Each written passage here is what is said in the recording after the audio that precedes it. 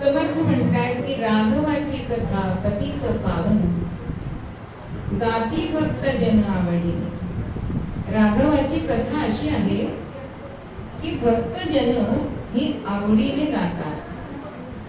अहो परमार्थ तीन प्रकाराने केला जातो, एक आवडीने, निकडीने आणि सवडीने। निकडीने म्हणजे तुमच्या आमच्यासारखं आपल्याला संकट पडलं की आपल्याला भगवंत आठवतो। सवडीने म्हणजे कसा, त्या देवळात साठेवेळची कीर्तन चालली आहे, बघूया तरी काय सांगताय, सिरियल आपली पाहून झाली तर जरा जाऊन बसूया, हा सवडीचा परमार्थ झाला। पण सगळ्या संतांनी जो परमार्थ केला तो आवडीने केला, म्हणून समर्थ म्हणतात की गाती भक्त जन आवडीने। तिथे ते सवडीने म्हणाले नाही। राघवाच्या गुणांना दिसे तुलना। प्रभू रामचंद्रांच्या मध्ये जे गुण आहे ते आपण गेली 8 दिवस बघतोय की रामरायांचं चरित्र असं आहे की रामराय अख्ख्या जीवनात कधी चुकलेच नाही, म्हणून त्यांचा मोठा गुण आहे अप्रमादी। मनुष्य चुकतो पुन्हा सावरतो, पण असं म्हटलेलं आहे पूर्वी सकाळमध्ये ग्रॅफिटी येत असत, त्याच्यातली एक ग्रॅफिटी मला फार आवडली बरं का, चूक करा, 1000 चुका करा, पण तीच चूक पुन्हा करू नका। पण रामरायांच्या जीवनामध्ये चूक दिसतच नाही आपल्याला, असे अनेक गुण आपण बघितले। आणि असे गुण प्रभू रामचंद्रांच्या मध्ये आहेत, म्हणून कैलासीचा राणा लाचा बना। प्रत्यक्ष शंकर भगवान सुद्धा रामराय हे त्यांचं दैवत आहे। प्रभू रामचंद्रांनी रावणाच्या बंदीखान्यात असणारे देव ते सोडवले, म्हणून समर्थ म्हणतात की देवांचे मंडन आणि भक्तांचे भूषण उपेक्षितता रामदासा अभिमान। प्रभू रामचंद्र कसे आहेत, ते कधी आपल्या भक्ताची उपेक्षा करू देत नाही। धर्म संरक्षण राम एक. प्रत्येक ठिकाणी भगवंतांनी प्रभू रामचंद्रांनी धर्म पाळलेला आपल्याला दिसतो. धर्म म्हणजे स्वकर्तव्य वगैरे आपण बघितलंय. आणि प्रत्येक नात्यामध्ये भगवान श्रीराम कसे वागले हे जर जाणून घ्यायचं असेल तर रामकथा आपल्याला ऐकायला पाहिजे. नवे नवे ती आचरणात आणली पाहिजे. मग असं ज्यांनी केलं त्यांचं जीवन कसं आहे तर शेवटच्या चरणामध्ये आपल्याला समर्थ सांगतात की रामदास म्हणे धन्य त्यांचे जिणे. आपण काल बघितलं की प्रत्येकालाच भगवंताची प्रत्यक्ष सेवा करता येईल असं नाही. आता आम्ही कीर्तनकार भगवंताची सेवा आम्हाला भाग्य लाभलंय. जे पुजारी आहेत त्यांना सुद्धा काही ठिकाणी जे विश्वस्त असतात त्यांना सुद्धा हे भाग्य लाभतं. पण प्रत्येक आपलं काम आपलं जे कर्म आहे ते भगवंत म्हणूनच जर आपण बघितलं त्या दृष्टीने जर आपण बघितलं तर आपण भगवंताची सेवा करू शकतो. आणि ही जर वृत्ती आपल्यामध्ये यायला हवी असेल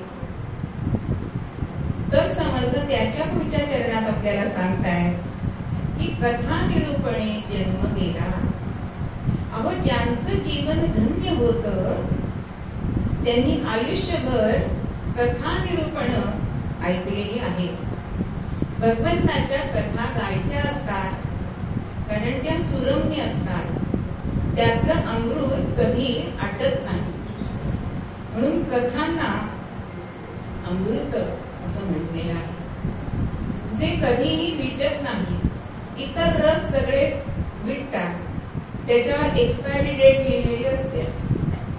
पण ह्या कथा रसाला एक्सपायरी डेट आहे का हो? नाही. म्हणून ते सतत श्रवण करायचंय. म्हणून कथा निरूपणे जन्म गेला. मग निरूपण म्हणजे काय बघा. समर्थच एका अभंगामध्ये आपल्याला सांगतात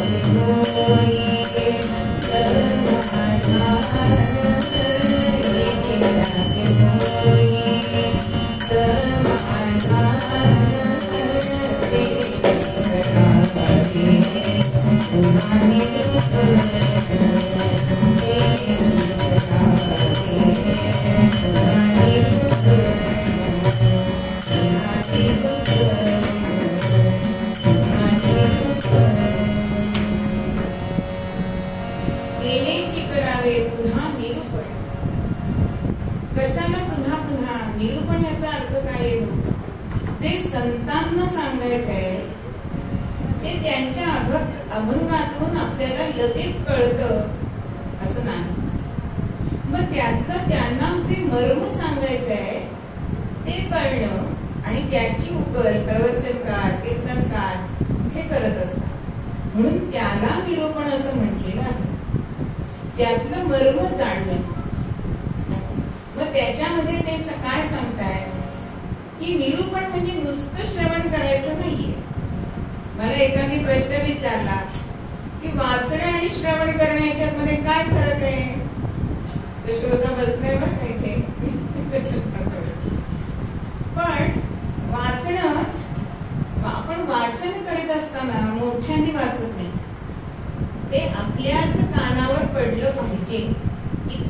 आपण मोठ्यांचं जर वाचलं तर ते आपल्यामध्ये उतरतं. पण श्रवण हेच का त्याच्यापेक्षा श्रेष्ठ सांगितलंय? एकतर वक्ता पूर्णपणे अभ्यास करून ते प्रकटीकरण करत असतो आणि त्यामुळे श्रवणाचा लाभ असा आहे की तुम्हाला सगळी आयती पंचपक्वान्न मिळतात. पण श्रवण करताना सुद्धा काही पथ्य सांगितले जाऊ. एकदा बिरबल आणि बादशहाच्या दरबारात एक मूर्तिकार आला आणि त्या मूर्तिकारांनी 3 मूर्ती दरबारात आणल्या. त्या मूर्ती अगदी सारख्या होत्या, पण त्या शिल्पकार सांगतो की ह्या 3ही मूर्तीमध्ये फरक आहे. तो फरक तुमच्या दरबारात जो कोणी हुशार असेल तर तो ओळखू शकेल. अर्थात बादशहाचं लक्ष बिरबलांकडे गेलंय आणि बिरबल म्हणतोय की मला 2 दिवसाचा अवधी द्या. आणि बिरबलांनी त्या मूर्तींच्या भोवती फिरलाय, काही फरक कळेना. पण हुशार असलेला बिरबल त्यांनी काय केलं, एक काडी घेतली. पहिल्या मूर्तीच्या कानामध्ये काडी घातली. ती उजव्या कानात घातली आणि ती डाव्या कानात बाहेर आली. आता एक काहीतरी कळ मिळाल्यासारखं पुढच्या मूर्तीत सुद्धा दुसऱ्या त्या मूर्तीच्या कानामध्ये ती काडी घातली आणि ती काडी कानातनं बाहेर न येता मुखातनं बाहेर आली. पुन्हा तिसऱ्या मूर्तीशी गेलाय आणि ती मूर्ती जेव्हा कानात घातलीये त्यावेळी ती काडी त्या मूर्तीच्या हृदयातनं बाहेर आली. म्हणजे ह्या गोष्टीतनं, ह्या दृष्टांतात आपल्याला काय सिद्धांत बघायचा आहे की श्रवण फक्त कानाने करायचं आणि ह्या कानाने सोडून द्यायचं नाही. ते कानाने ऐकून मुखातनं सुद्धा नुसतं बडबड करून उपयोग नाही होत. म्हणून तिसरी मूर्ती श्रेष्ठ आहे असं बिरबलांनी सांगितलंय. आणि त्याचं श्रेष्ठत्व काय आहे की ते श्रवण हृदयापर्यंत जायला पाहिजे आणि तरच ते हृदयापर्यंत गेल्यानंतर आपल्याला ते आचरणात आणता येईल. त्याचं समर्थ म्हणतात त्याप्रमाणे आपली सामान्य माणसांची अवस्था कशी होते की आपण निरूपण ऐकतो. निरूपण ऐकल्यानंतर इथे आपल्याला वाटतं वा सगळं आपल्याला कळलं, पण देवळाची पायरी उतरली की घरी स्वयंपाक काय करायचंय, भाजी ठेवून घ्यायची, उशीरच झालाय.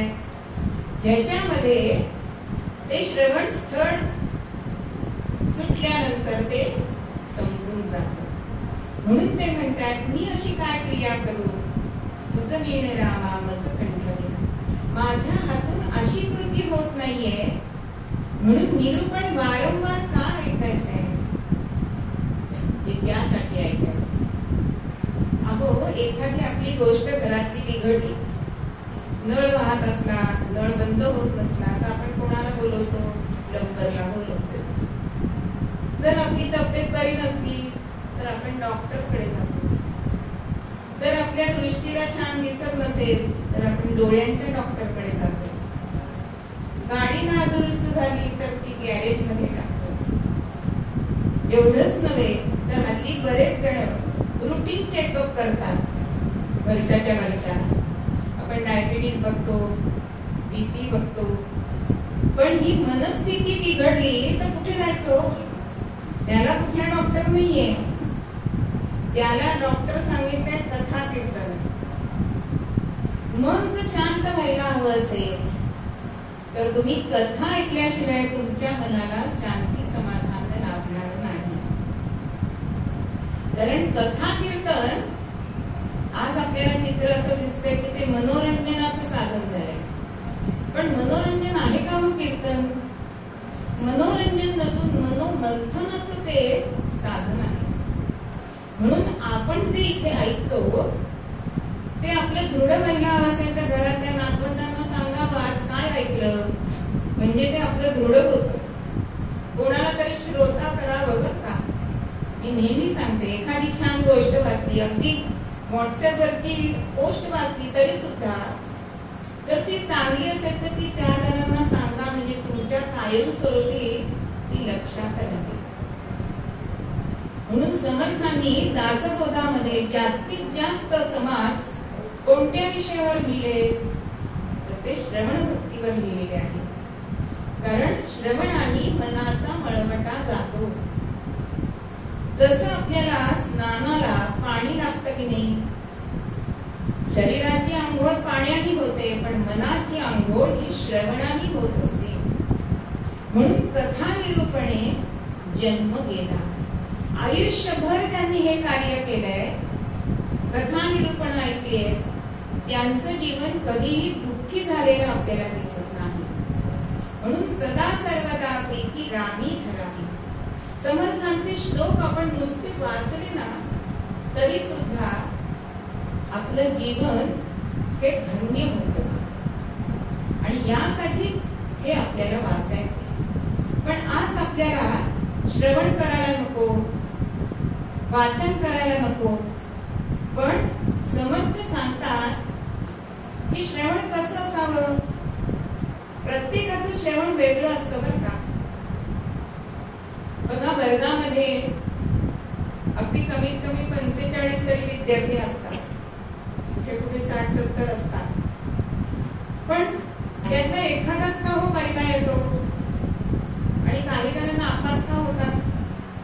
त्याचं कारण आहे, ते शिक्षक पहिला जो येतो त्या विद्यार्थ्याच्या कानात जाऊन सांगतात का, शिकवतात का नाही. त्याचं श्रवण चांगलं आहे म्हणून त्याचा पहिला नंबर येतो.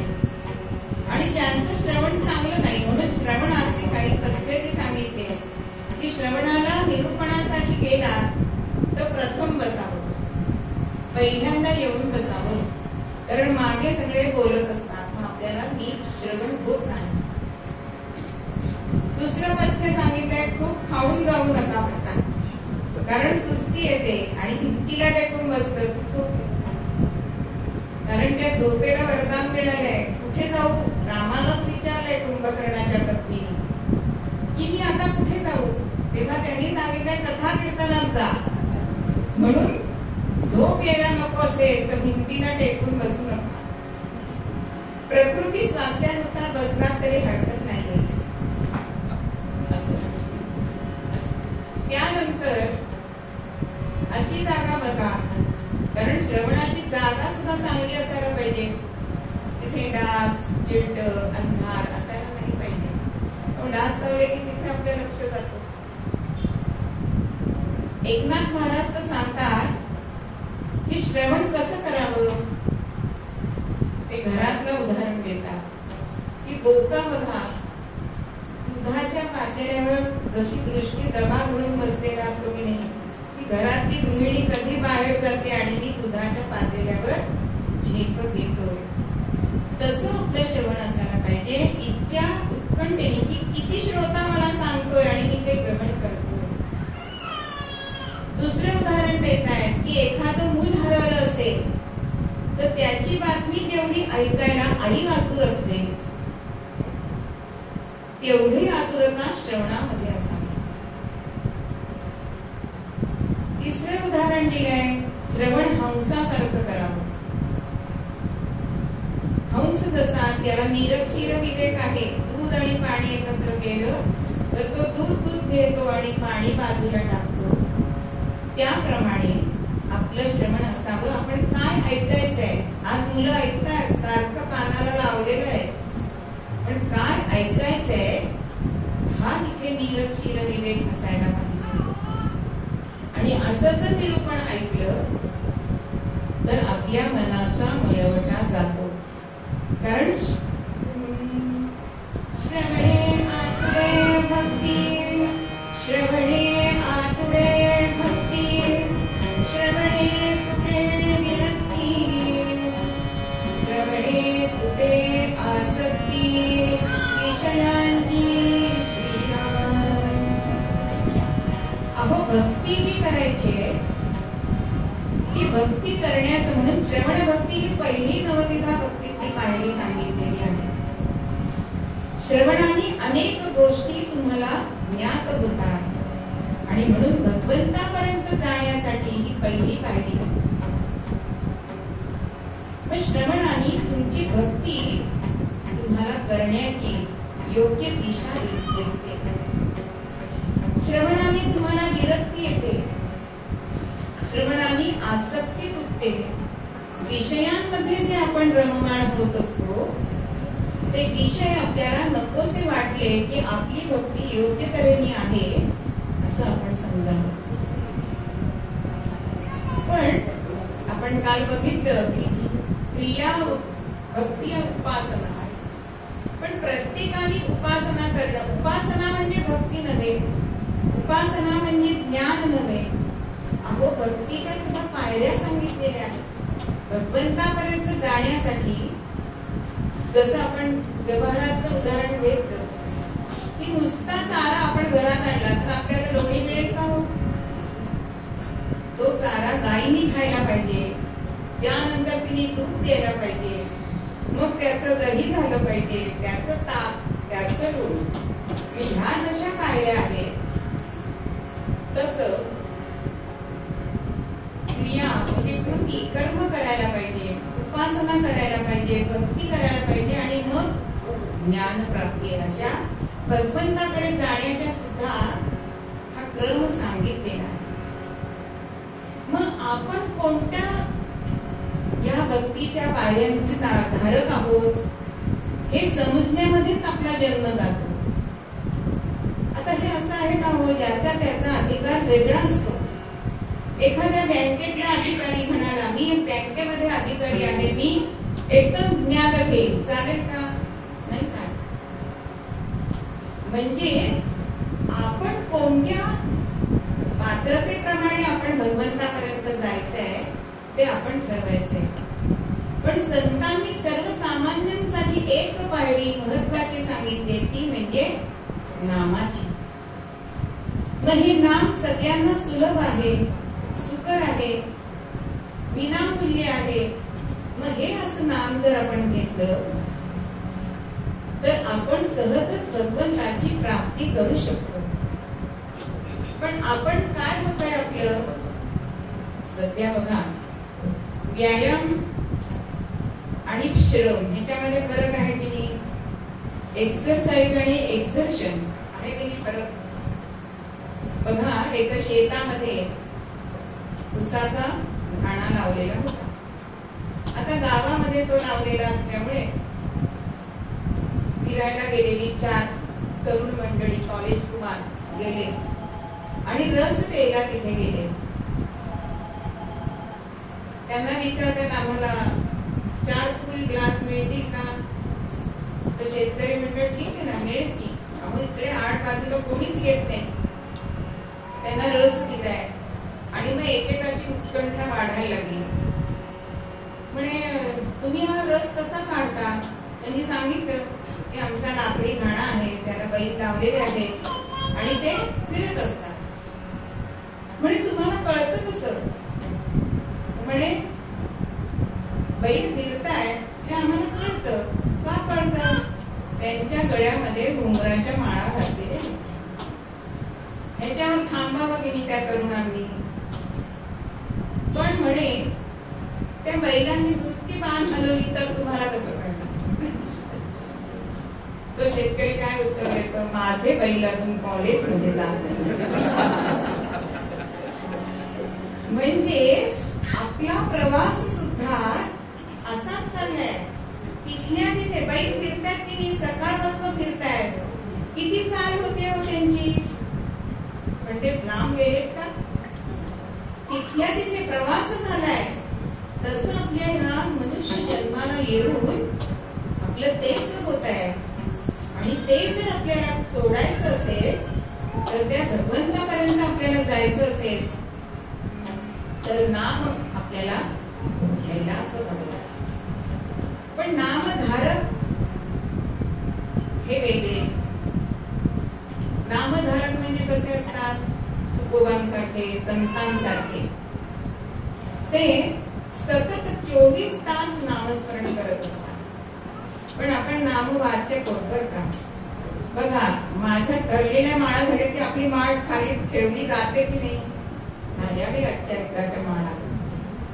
असं संतांचं नसतं. सतत नामस्मरण म्हणजे संत सांगतात की रात्री सुद्धा नामस्मरण झालं पाहिजे.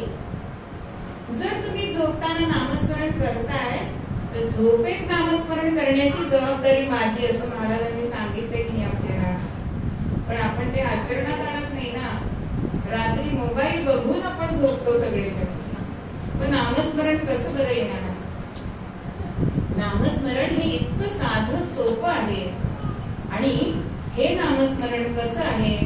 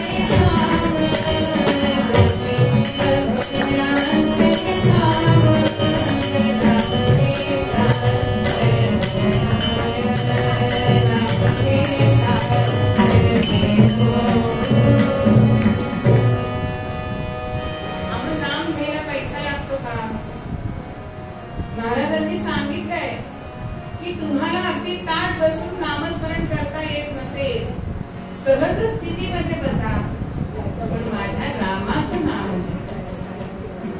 कारण रामनामाने तुमच्या मनाला शांती मिळत असते, समाधान मिळत असतं. कारण हा सुखाचा मंत्र सांगितलेला.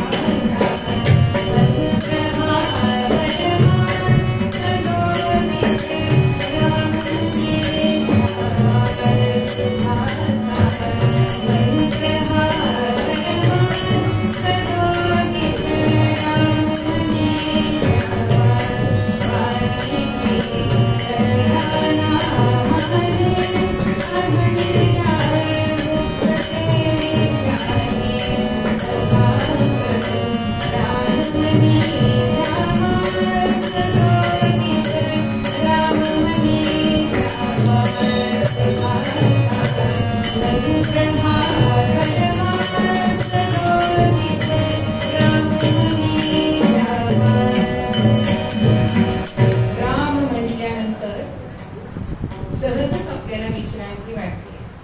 म्हणून आपल्याला जर अतिशय कष्ट झाले तर आपण कमरेवर हात ठेवून काय म्हणतो, दमले रे राम राया. तेव्हा आपल्याला कृष्ण आठवतो का, विठोबा आठवतो का. अहो विठोबा करा म्हणजे कमरेवर हात ठेवतो काय. पण मनाला जी विश्रांती हवी असते ती रामनामाने आपल्याला मिळते. म्हणून निरूपण ऐकायला जायचं, नामस्मरण करायला जायचं. आणि कीर्तनकारांनी सांगितल्यानंतर मोठ्यांना नामस्मरण म्हणायचं असतं. अहो मला प्रत्येक वेळी जाहीर करावं लागतं, मी एकटी आणि तुम्ही एवढे, माझ्या एवढा तरी आवाज काढा.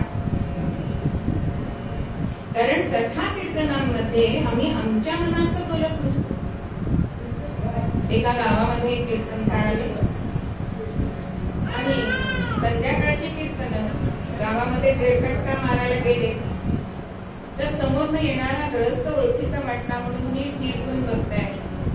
तो कॉलेज मधला मित्र, अरे तू काय इथे करतोयस. अरे मी इथे बँकेमध्ये गर्दी झालीये म्हणून तिथे आलोय, पण तू इथे धोतर घेतला असं वाटलं नव्हतं, तू ह्या ड्रेस मध्ये दिसतील असं. दोघांची संवाद होतोय. तेव्हा तो म्हणतो अरे माझी कीर्तन आहे, ये संध्याकाळी. आणि तो संध्याकाळी त्या देवळामध्ये मित्र येतो, अगदी त्या कीर्तनकारांच्या पायाशी बसतो. कीर्तन सुरू होतो. कारण कीर्तनकारांनी काय सांगितलं असतं की तू ये माझ्या कीर्तनाला. मी बोलायला लागलो की 100-200 लोक डोलायला लागतात. हा बघायला जातो तिथे आणि कीर्तन सुरू होतं. आता या कीर्तनकारांनी निरूपण करता करता ज्ञानदेव म्हणे व्यासाची आज्ञा द्वारकेचा राणा पांडवा घरी.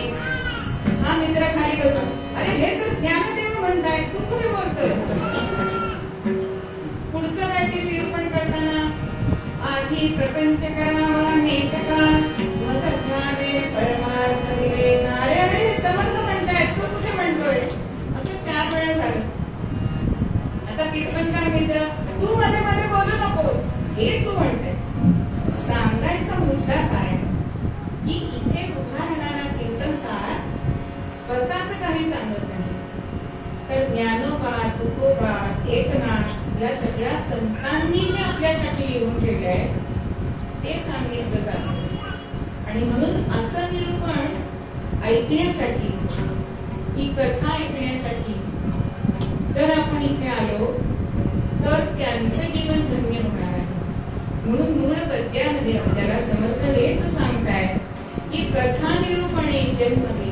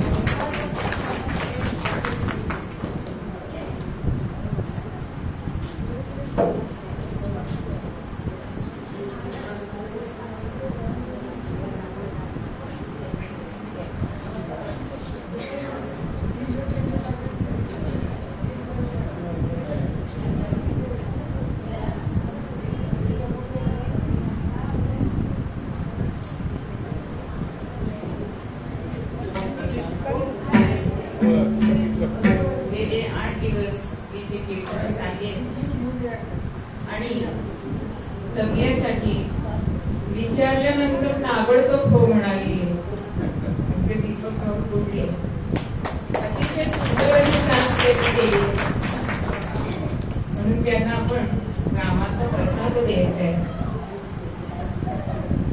माझा भाऊ त्यांची संभावना करतो.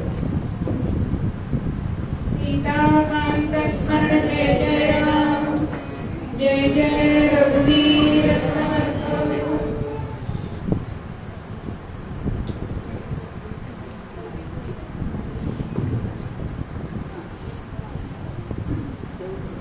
आज हार्मोनियम वरती दुसरी व्यक्ती तुम्हाला दिसली कारण आंबवणे काकांना आज वेळ नव्हता. पण हा माझा भाचा आहे तर अतिशय सुंदर असं त्याचा हार्मोनियमचा हात आहे. हार्मोनियमचे क्लासेस सुद्धा देतोय इतक्या लहान वयात. त्यामुळे मला त्याचा खूप अभिमान आहे. त्यालाही आपण रामरायाचा प्रसाद दिलेला आहे. जय जय रघुवीर समर्थ. आता माझी संभावना चालू. जय जय रघुवीर समर्थ.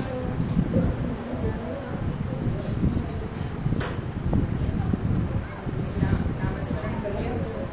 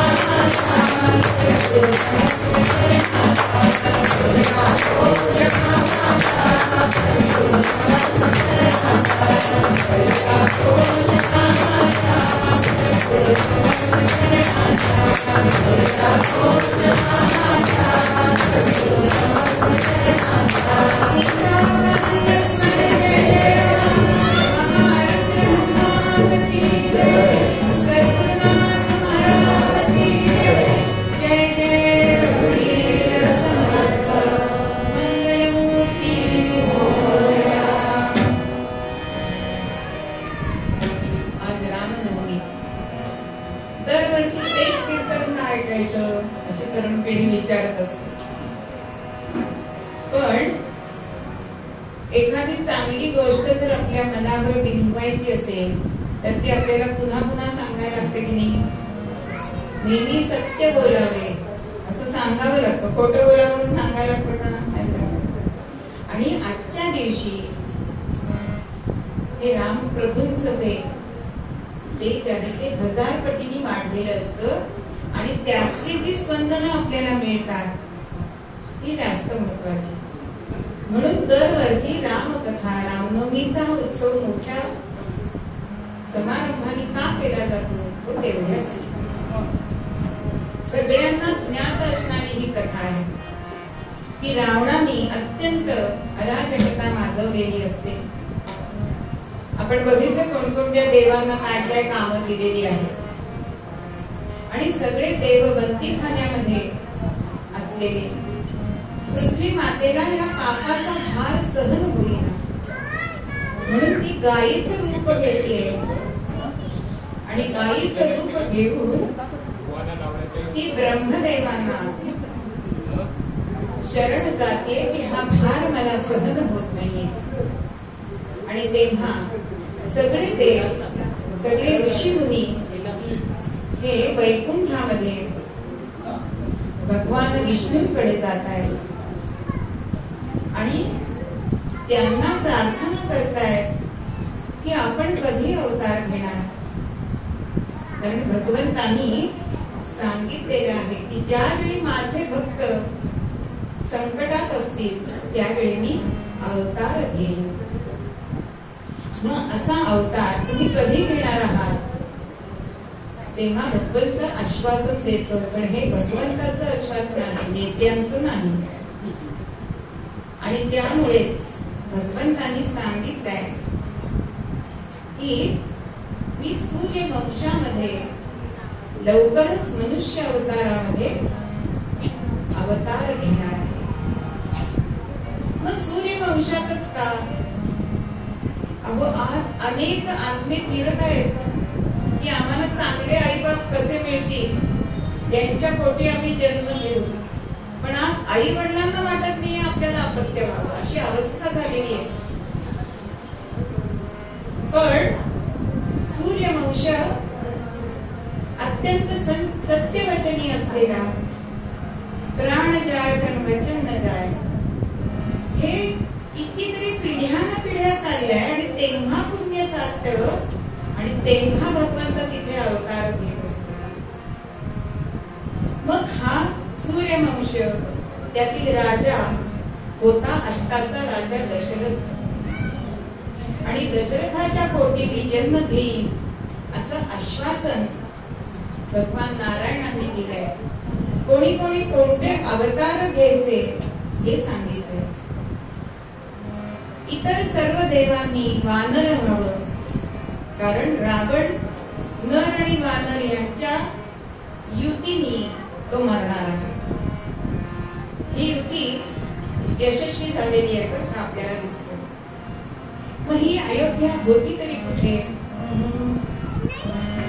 शरयुती रावणी अयोध्या मनुनिर्मित नगरी, अयोध्या मनुनिर्मित नगरी, अयोध्या मनुनिर्मित नगरी.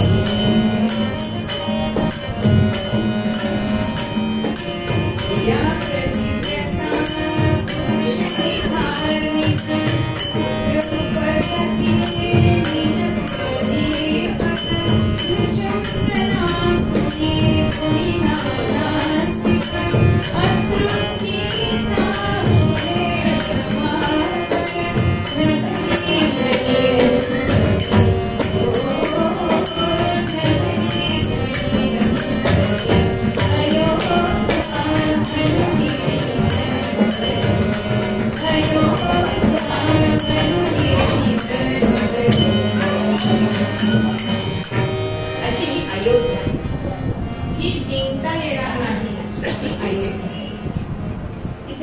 दशरथ आणि त्याच्या 3 पत्नी कौसल्या, सुमित्रा आणि कैकेयी राज्य करीत होत्या. प्रजाजनांमध्ये कोणी दुःखी नव्हतं, पण राजाला अजून अपत्य प्राप्ती नव्हती. आणि असंच एका दिवशी राजाला असं स्वप्न पडलं की 3 आपल्या हातून ब्रह्महत्या घडली, 2 पुरुष आणि 1 स्त्री. काय असेल या स्वप्नाचा अर्थ? म्हणून आपले कुलपुरोहित वशिष्ठ यांना तो विचारायला गेला. स्वप्न सांगितलंय आणि वशिष्ठांनी त्याला सांगितलंय, गुरु बोले दुष्ट स्वप्न, गुरु बोले दुष्ट स्वप्न, 3 शाप देव धून, त्यांची शांती करून दोष दूर करावा.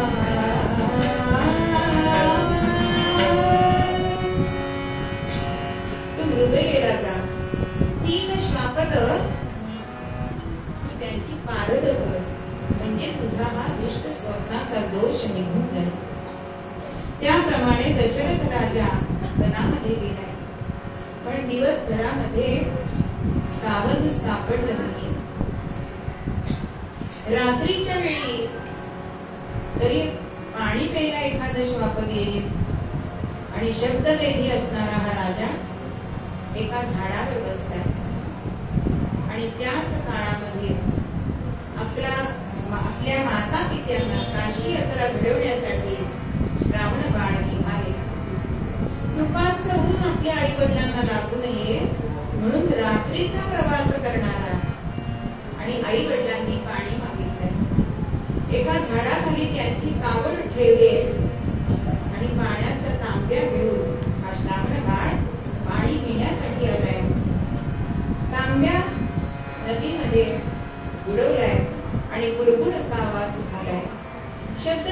असणारा दशरथ राजा ताबडतोब त्या आवाजाच्या दिशेने बाण मारतोय आणि आई ग अशी कुंकाळी कानावर आपला बाण मनुष्यवाणी निघाले म्हणजे एखाद्या मानवाला लागलाय हे बघून राजा ताबडतोब तिथे आलाय तर एक ऋषिकुमार तिथे लागलाय. बाणाने विद्ध झालाय. शेजारी पाणी भरलेला तांब्या पडलाय. राजाच्या मनामध्ये फार हळहळ झाली. तो विचारतोय पण हा श्रावण बाळ म्हणतोय माझ्याकडे वेळ नाहीये आणि तो म्हणतोय हे श्रावण बोले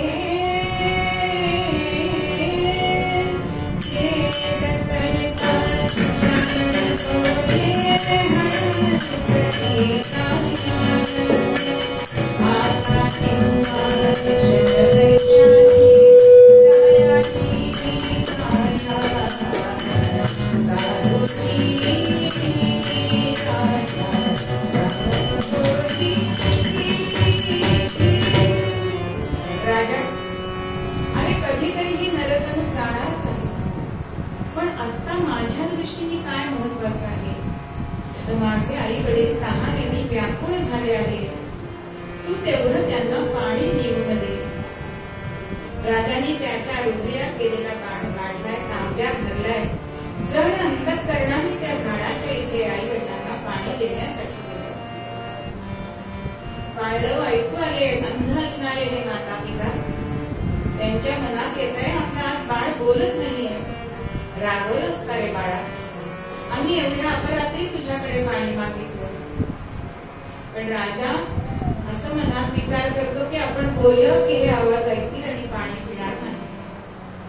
पण आता आई वडिलांनी सांगितलंय तू बोलल्याशिवाय आम्ही पाणी पिणार.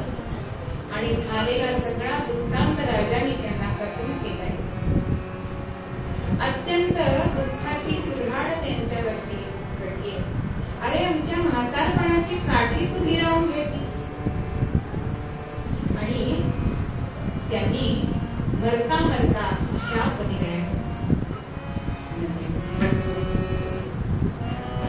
प्राणांतकाळी मग शापित त्या नरेशा तू पुत्र पुत्र करुणी मरशील ऐसा. ऐसे वरून त्यजिले निज देह त्यानी राजा मनी मरुत हर्ष विषाद मानी. अहो मरता मरता या आई बापांनी शाप दिलाय राजाला की जसे आम्ही पुत्र पुत्र करून मरतोय तसा तू ही पुत्र पुत्र करून मरशील. शाप मिळालाय म्हणून वाईट वाटलंय. पण त्याच्यापेक्षा जास्त राजाला आनंद झालाय. कारण पुत्र पुत्र करून मरण्यासाठी का वेदा मला पुत्र होणार आहे. पुढे ह्या तिघांचं मृगदैहिक त्यांनी केलंय आणि राजवाड्यामध्ये परत राजवाड्यामध्ये आल्यानंतर वशिष्ठांना आज घडलेला सगळी कथा केलंय. आणि त्याच वेळी वशिष्ठांनी सांगितलंय की हे राजे आता तू पुत्र कामेष्टी कर. म्हणजे पुत्र कामेष्टी यज्ञ म्हणजे काय? पुत्राची इष्टी म्हणजे फलद्रूप होणे म्हणून त्याला पुत्र कामेष्टी यज्ञ असतो. म्हणून राजा आणि तिन्ही राण्या यांनी यज्ञ दीक्षा घेतली. वर्षभर हा यज्ञ चाललेला होता. मोठा मंडप घातलेला. हजारो असे वेदांत जाणणारे ब्राह्मण तिथे दररोज मंत्र घोष करतायत. मोठं यज्ञकुंड तिथे केलेलं. आणि यज्ञ दीक्षा म्हणजे ब्रह्मचर्य व्रत पाळायचं असतं. यज्ञ दीक्षा घेतली की क्रोध आणायचा नसतो. हे कुणाला हल्ली शक्यच नाही. छोटं मूल सुद्धा रागवतं. पण असं ह्या राजा राण्यांनी केलंय. आणि होता होता समाप्ती ह्या यज्ञाची आली. आणि हत्तीच्या सोंडेसारखं तुपाची धार या यज्ञामध्ये सोडलेली आहे. आणि त्या यज्ञामधून अग्नी नारायण प्रकट झालाय. हातामध्ये पायस घेऊन तो प्रकट झालाय आणि दशरथाला म्हणतोय दशरथा हे पायस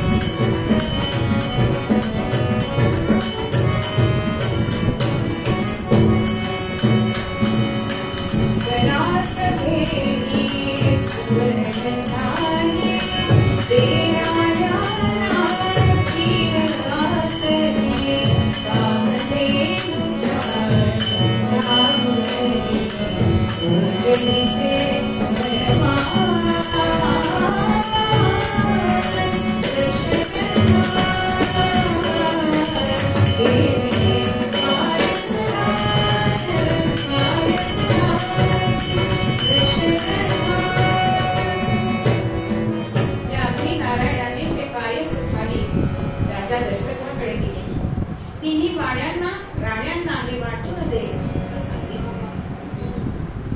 आता त्या पायसाचा अर्धा भाग कौसल्याला दिला.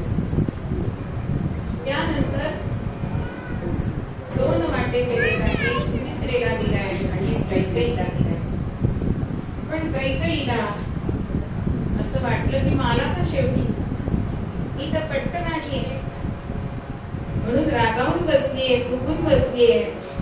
आणि आपण मागच्या पूर्वरंगात बघितलंय की खार येते आणि तो प्रसाद उचलून नेलाय आणि अंजनी माता जिथे तपश्चर्येला बसली होती तिच्या हातामध्ये टाकल्या. आता कैकेयीची अवस्था अशी झाली, तेलही गेले, तूपही गेले. पण कौसल्य आणि सुमित्रा वडील नात्याने आपल्यातला थोडा थोडा भाग तिला दिलाय. तिघींनी ते प्रसाद भक्षण केलाय आणि यथावकाश तिन्ही राण्या गर्भवती राहिल्या. होता होता 5 महिने झाले, 7 महिने झाले आणि वशिष्ठ मुनींनी दशरथ राजाला सांगितलंय की राण्यांना डोहाळे विचार. पत्नीला डोहाळे विचारायचे असतात म्हणजे गर्भाची आवडी काय आहे हे कळतं. आता दशरथ राजा पायसाच्या वेळी जो प्रसंग घडला तसं नको म्हणून आधी कैकेयीच्या महालामध्ये गेले. पण कैकेयी केस मोकळे सोडून बसलेली. राजा आलाय तरी तिला त्याचं भान नाहीये, त्याचं स्वागत केलं नाहीये. राजा तिच्या जवळ बसतोय आणि विचारतोय की तुला काय डोहाळे होत आहे. तेव्हा ती सांगते, ज्येष्ठे सपुत्र होईल त्या ते वनवास प्राप्तये कवळे, पुत्र होई त्या ते द्यावे राज्य हे नावडे दुसरे.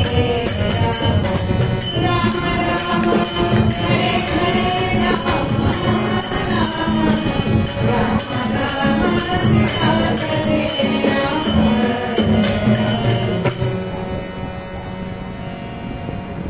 मोठ्या राणीला जो मुलगा होईल त्याला 14 वर्ष वनवास आणि माझ्या मुलाला राज्य द्या असं मागितलंय, सांगितलंय. राजाला वाईट वाटलं.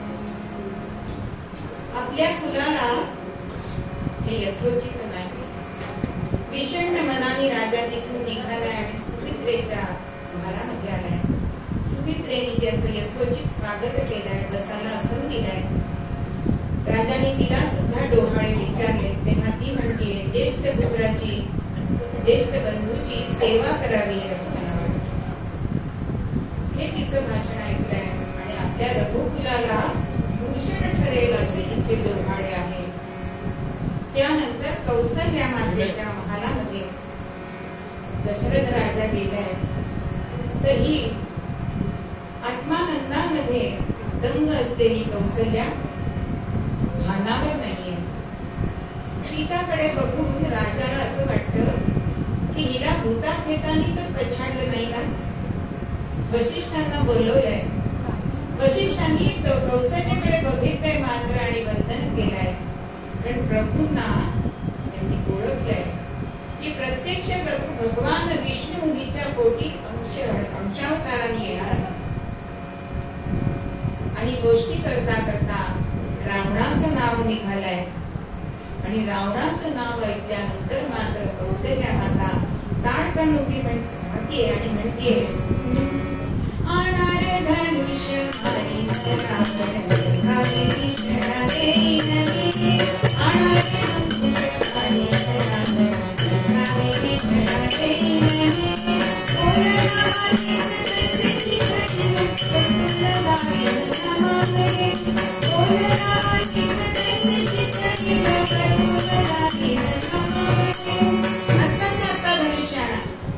त्या रावणाचाही वध करते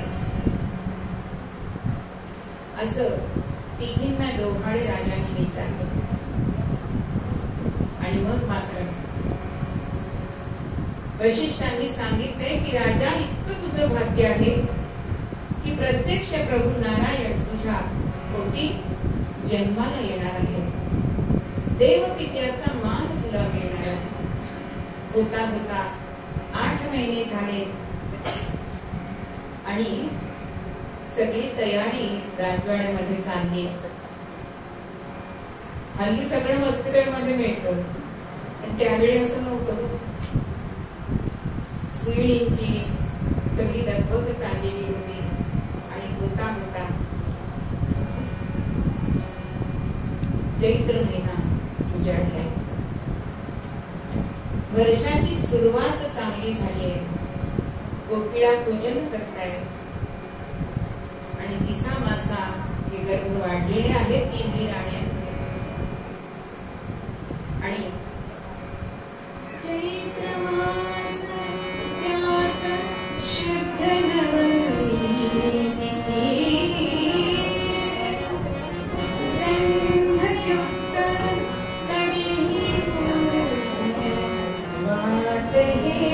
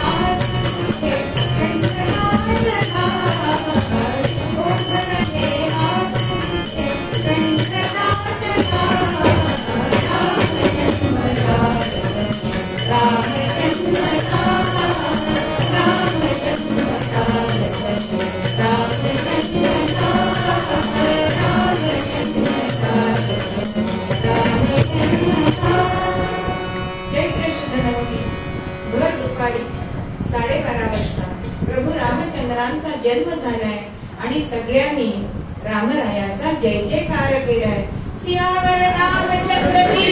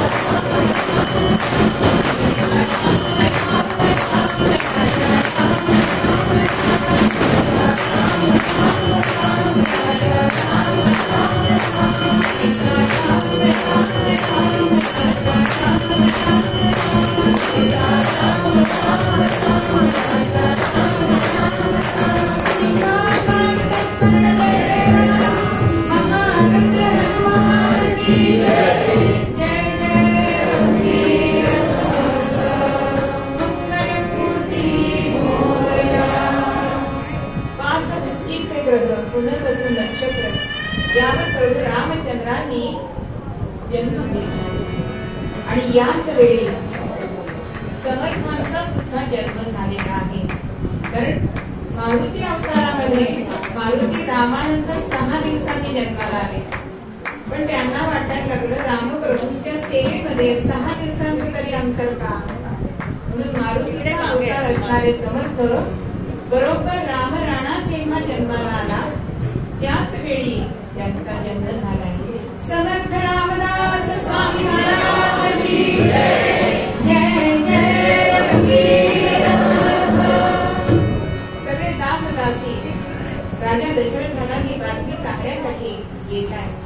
राजांनी अनेक दान धर्म केले, कोठार फोडली आहे, ज्याला जे हवंय ते घेऊन जा. प्रभू जन्माला आल्यानंतर पृथ्वी मातेला आनंद झालाय की माझा जावई जन्माला आलाय. बारीदेवाला आनंद झालाय की माझ्या मुलाचा स्वामी जन्माला आलाय. असं पंचमहाभूतांना प्रभू रामचंद्र जन्माला आले त्याचा आनंद झालाय. जात कर्माने हे सगळ्या गोष्टी केले आणि प्रभूंना घाण्यासाठी स्नान घालण्यासाठी म्हणून स्त्रिया त्या स्त्रिया नव्हत्याच. गंगा यमुना सरस्वती ह्या स्त्री रूपाने प्रभूंना स्नान घालण्यासाठी तिथे आलेल्या आणि प्रभूंना पायावर घेतलाय.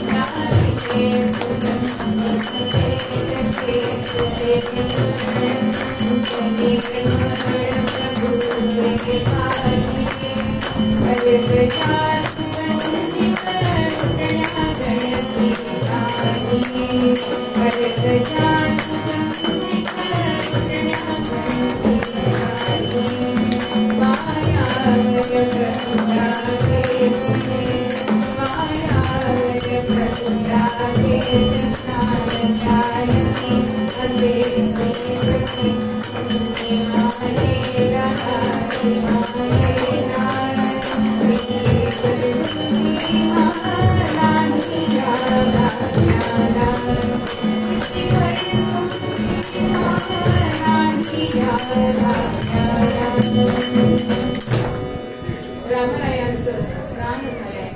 होता होता 12वा दिवस उजाडलाय. असं म्हणतात की 12व्या दिवशी का पाण्यात घालायचं की मुहूर्त बघावा लागत नाही. अवस असता 12व्या दिवशी तरी मुहूर्ताला त्या 12व्या दिवशी नक्की पाण्यात घालावं. आणि बारशाची तयारी सुरू झाली. तिन्ही राण्या अलंकारयुक्त अशा पाठावर बसले. बालकांना सुद्धा अनेक असे बाळेणी घातलेली आहे. गंजरी वस्त्र त्यांना परिधान केलेली आहे, टीप लावलेली आहे, काजळ घातलेलं आहे आणि त्यांना पायावर मांडीवर घेऊन त्या तिन्ही राण्या बसली. गोपा पाण्यामध्ये घातलाय, पण खरं म्हणजे नाम ठेवायचं असतं ते वडिलांनी ठेवायचं असतं. आत्यामध्ये आणि मला माहिती पण राजाने सांगितलंय वशिष्ठांना की तुम्ही नामकरण तुम्ही ठेवा. म्हणून वशिष्ठ सांगताय रामवीर मनास म्हणून राम असे नाम ज्येष्ठ पुत्राचे, लक्ष्मण नाम ठेवी सौमित्रीच्या उदार तनयाचे.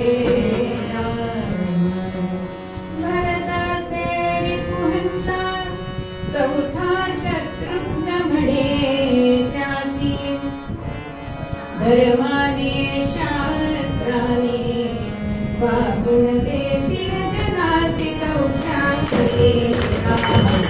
राम राम हरे हरे राम राम राम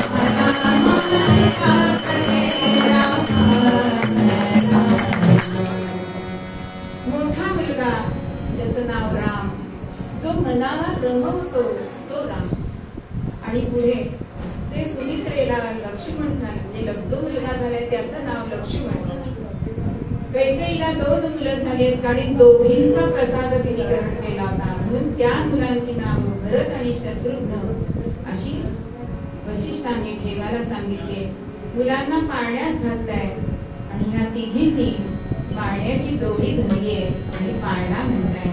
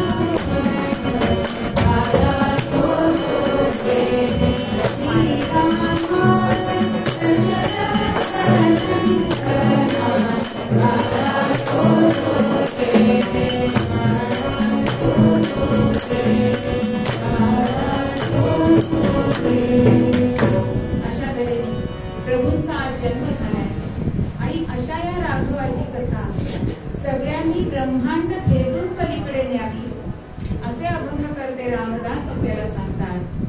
कारण राघवाची कथा कशी आहे तर पतितांना पावन करणारी आहे.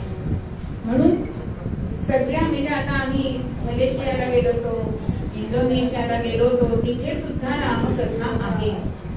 म्हणजे रामांनी जे रामराज्य केलं ते फक्त अयोध्येपुरतं केलं नाही तर संपूर्ण आर्यावर्तामध्ये त्यांनी आपली ही बीज रुजवलेली दिसतात. म्हणून प्रत्येकाला आजही जर चांगलं काही हवं असेल तर काय म्हणतात, रामराज्य यावं. आणि म्हणून रामराज्य येण्यासाठी त्या प्रभूंची कथा आपण ऐकावी, त्यांचं निरूपण ऐकावं, हेच आपल्याला मूळ पद्यामध्ये समर्थ सांगतात.